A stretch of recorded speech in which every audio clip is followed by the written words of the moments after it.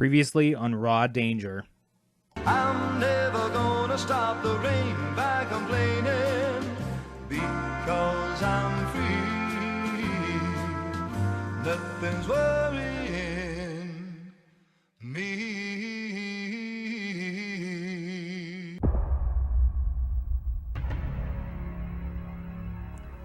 Well, hello once again, and welcome back to Nathan Plays Raw Danger. My name is Nathan, and this is Raw Danger for the PlayStation 2. In the last episode, we recovered a lot of memories about the nature of the sinister Echidna project, as well as the mysterious Apollon, who's been the mastermind behind it all. We also discovered that, apparently we were researchers on that project, but now we've had a change of heart, and we're going to try and put a stop to it. So our story resumes as we set out to, ensure the destruction of Echidna. We start off at the survival point in the high school gym that we've been to a couple of times before. All the students have been evacuated at this point. Not really sure where my lady friend is. I think we learned her name last time. Oh, there she is. Sierra. It's Sierra. There we go. Dr. Spritz. Why is this happening? She's having a little bit of a struggle with this issue on her own, but we're going to head outside and see if we can't find the container full of Echidna that I believe we spotted during the last time we were here. Everything's flooded once again. There is a very conveniently placed boat, I suppose, that belonged to the doctor. I'm coming with you.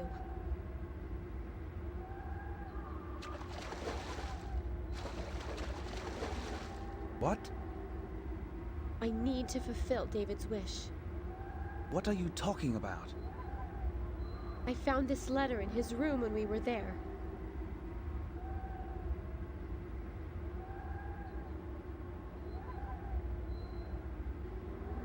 My dear Sierra, I'm sorry. I have to say goodbye.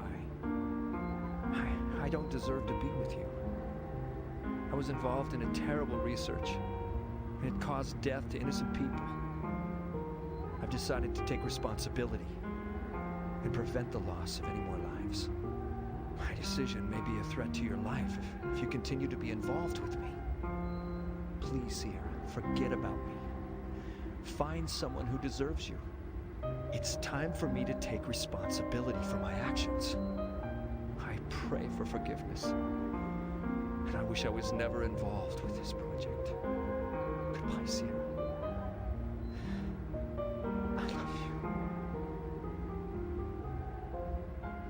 David wanted no one to die from this virus. That's why I want to go with you. Well, sure, little lady. Let's go together. Thank you.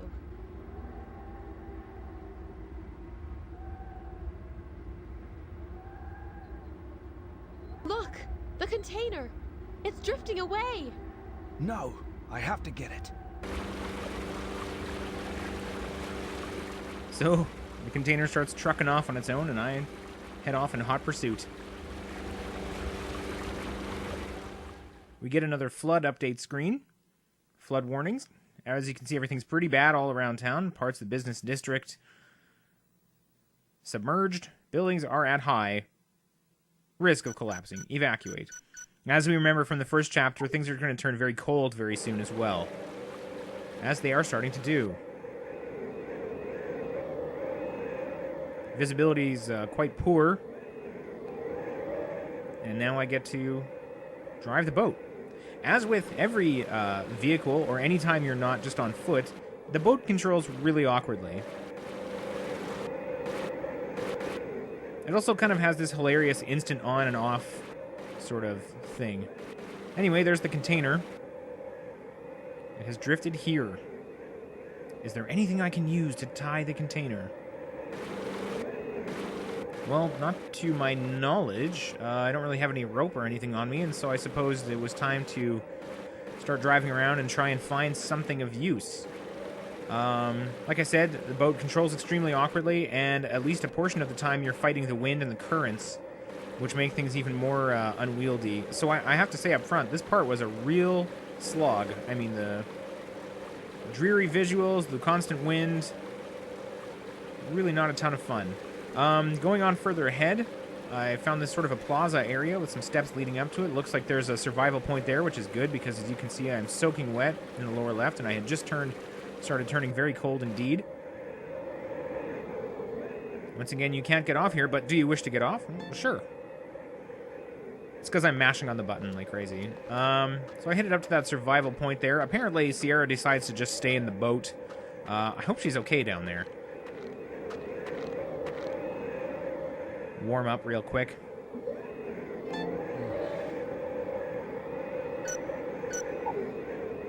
And then it's time to start looking around. And there are a ton of items in this area, which was really nice.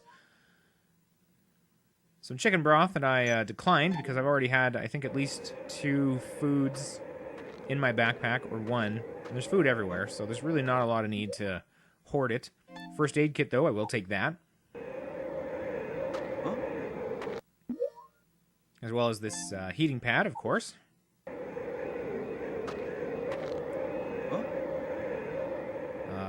I don't know why I had to check on that when there's a fully functioning stove right next to me there, but there it is. And then it was time to wander around a little bit. But first of all, I decided that the umbrella was probably no longer terribly useful. And plus, I didn't want the wind to catch it and turn it inside out. That's annoying. So umbrella gets put away. Unfortunately, now my inventory is completely full, which means that when I find some stuff on the ground here, it was time to toss a few items. The myopia glasses had to go, and that made enough space to pick up whatever this is. It's a riding jacket. Whoa, pretty cool. Put it on there real quick, try that out. Pretty sharp, I think.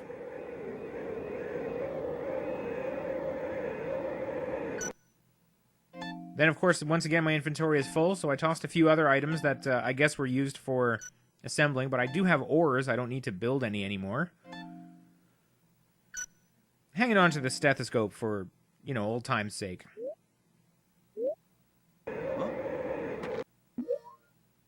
Found another heating pad there. And basically there are just items set at intervals all the way around the outside of this plaza. It's pretty clever placement, I guess. Including the seagull compass. Well, that's kind of cool. I like it. Over between the benches. Another first aid kit. Never too many of those. On the next bench there, a rather fetching wool cap, which of course we'll equip immediately. It's cold out there. At a distance, with the wind especially, it doesn't really look dramatically different from my regular hair. Got some good warm-looking hunting boots. Of course, we'll put those on. Right now, I think I just have some dress shoes. Oh yeah, discard the dress shoes, so away they go.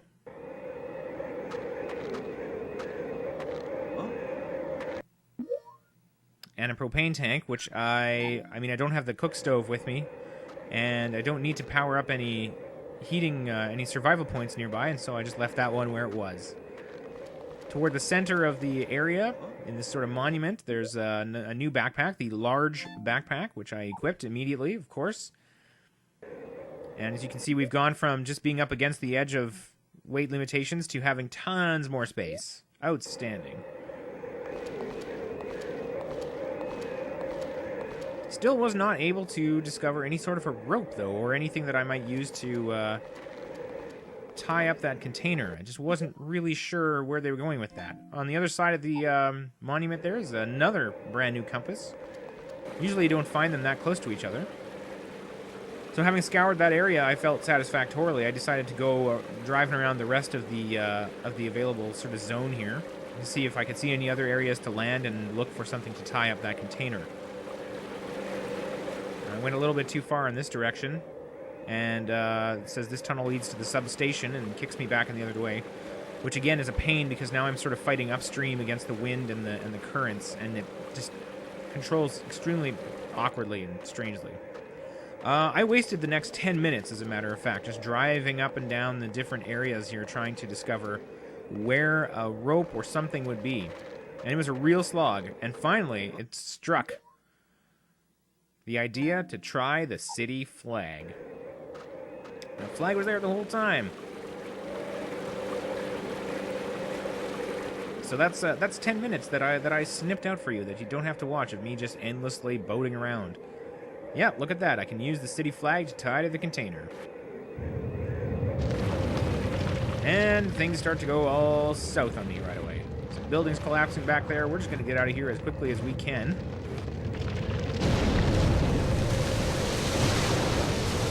And I suppose our next objective is the substation for the electricity, and we're going to run a current through this thing and destroy Echidna once and for all.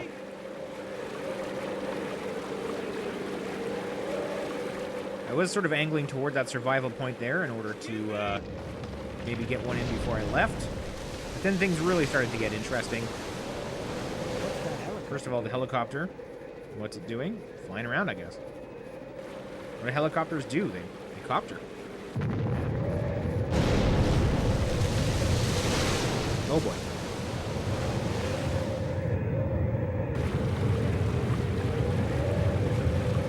Wall of water, fast approaching, or seeming to hold still for just a moment as I drive, oddly.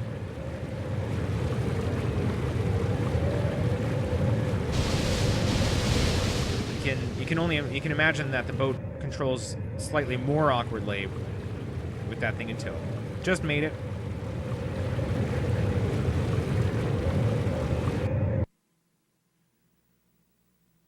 And we get another flood watch update.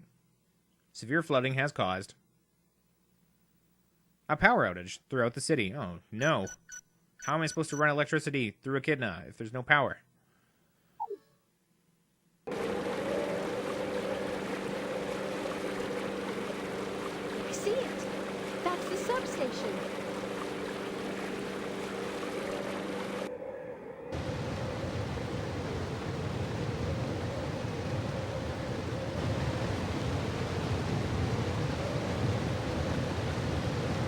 Power down. So as you can see, I've managed to hook up some sort of a large cable to the container there, but the power all over the place is down. And I guess it's going to be up to me to get something back online so that I can finish the job. Cold is setting in earnest now. It's really uncomfortable, and there are still some aftershocks and tremors to watch out for. So we'll see if we can't make our way into any of these buildings. Gates there, head around back. Oh, there's something on the ground back there.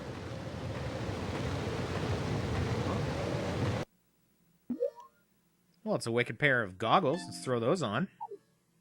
I mean, what with the driving wind and snow and everything, it can only be a good idea. Yep, looking good. Goggles over the eye patch. As one does.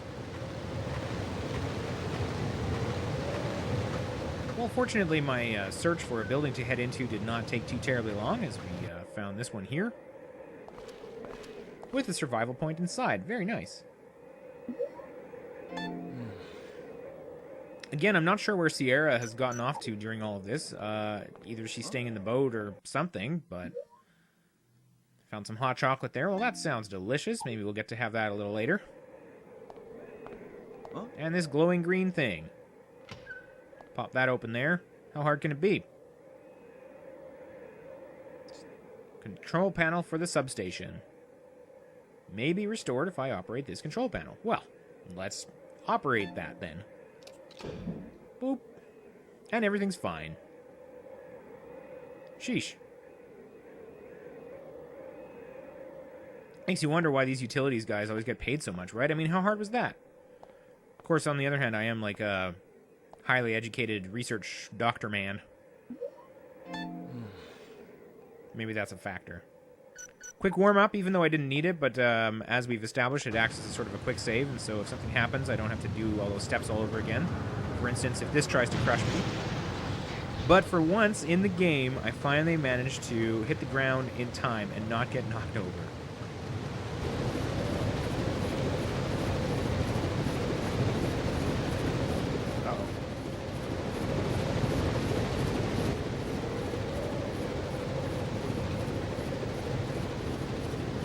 Transport the container and come with you. What's your plan? Well, I'm going to destroy it. Destroy Echidna. If I run electricity through this container, Echidna will be destroyed. trying to sabotage Mr. Avalon's plan. Avalon? Don't you remember me?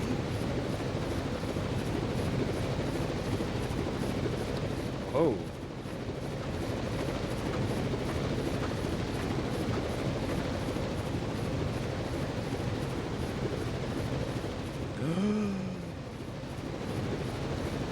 Avalon, you're...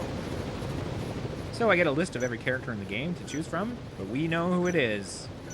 We're gonna head right down to the bottom of that list. Mr. Savage, that was the creepy guy's name. You're Mayor Goldstein. Oh, you do remember. The mayor himself. I gave you all the research funds you requested. I removed Spritz from the project because he objected to your strategies. And this is the kind of appreciation I get. How dare you betray me? I thought you and I had the same goal. I was wrong. Now, give me the Echidna.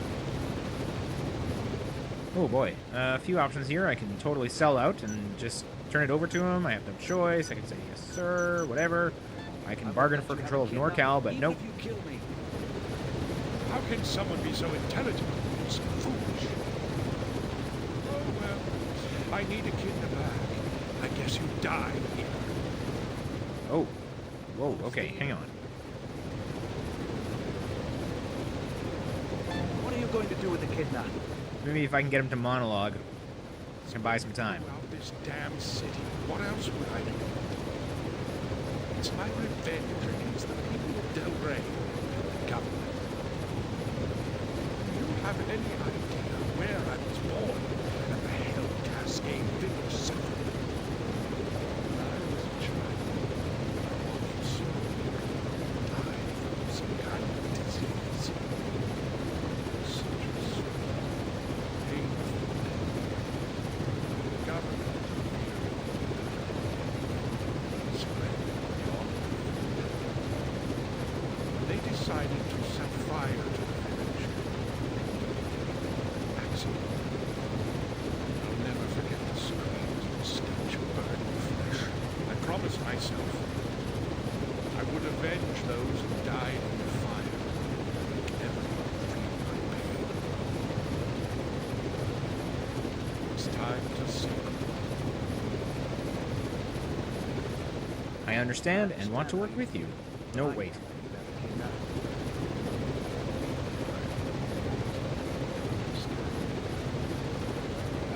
Disappointing. It's not easy to find someone. Die.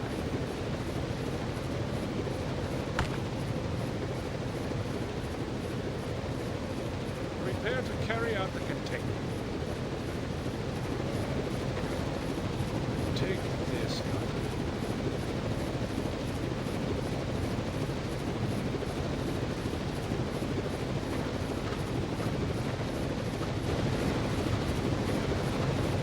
Best animation ever, right here. Always good. And so I have a chance to sort of move around here a little bit, but unfortunately I completely missed this railing and drowned after being shot. So I have a chance to try again. I got to sit through an unskippable cutscene, but I'm gonna spare you all of that. Go straight back to the best toss ever. Toss. And this time, I had to watch that whole monologue all over again. You understand? It's terrible. This time, I grabbed the railing. Despite the fact that I've been shot in the gut, I'm still pretty physically capable. Pull myself out of the water there. Except, oh, there we go. Oh boy.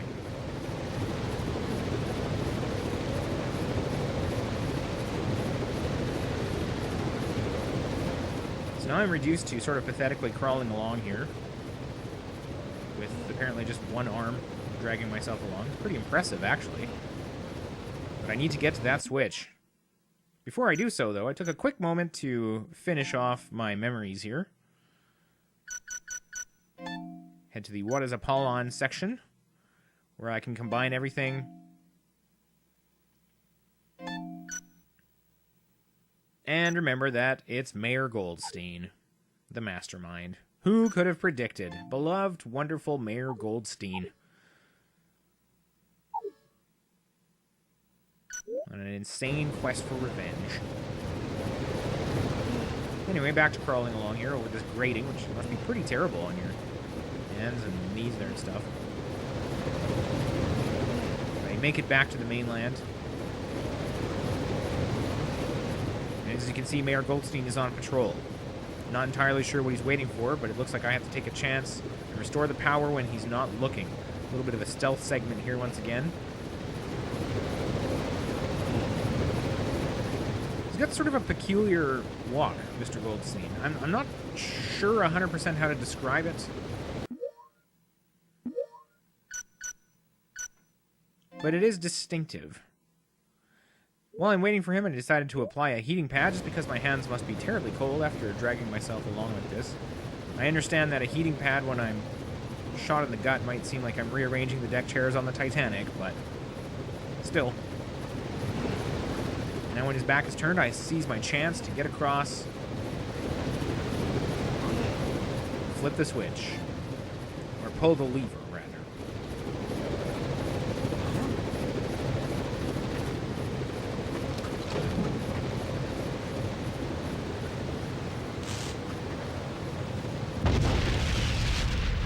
And with that, Echidna is destroyed.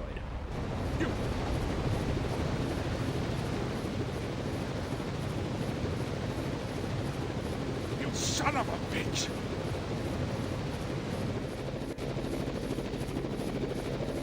The mayor's helicopter takes off.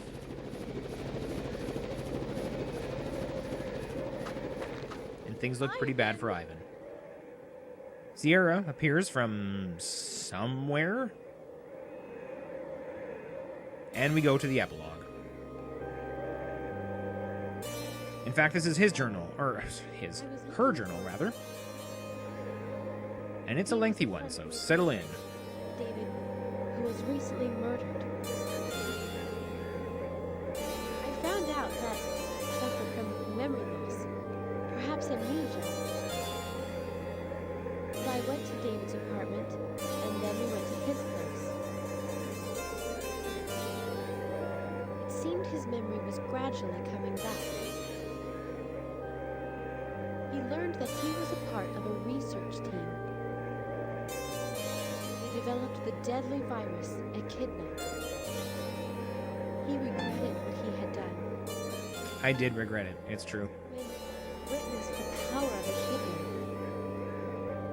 he said, "My research caused all this," and he regretted it. It was David's last wish. He decided to go That and first destroy sentence Echidna. doesn't make a ton of sense to me, but okay. Let's go together. We needed a strong electrical current to destroy Echidna. We took Echidna to the substation. We just restored power, and then Avalon, who is Mayor Goldstein, interrupted us. When he said, "I won't let you take Echidna," Goldstein shot. That is also true. After Goldstein left, I ran to him. He started to cry. Aw. Well, that's the end of Ivan's story. You can see we get our survivor certificate here. Ending pattern type 5A. Jewelry's once again unknown. And that is that. We can save the epilogue data. And we're going to take a quick preview of the next chapter. Everything comes full circle and we go back to Joshua. I have really no idea how long this game actually is, but I have a feeling that this is going to be moving into sort of the end game. When things come full circle like that. So I'm really intrigued. I hope you'll come back for the next chapter as we continue Joshua's story. Thanks so much for watching, and we'll see you next mission.